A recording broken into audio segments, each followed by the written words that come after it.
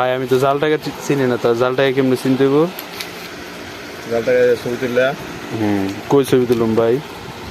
এখানে ছবি তুলবো অ্যান্ড্রয়েড মোবাইল দিয়া।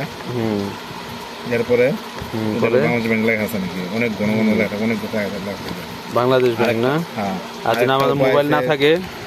মোবাইল না থাকলে এই যে দেখো, এই যে টাকাটা পুষো করবা, মুখ পাকাইয়া ছেড়ে দিবা, আস্তে মেলবো।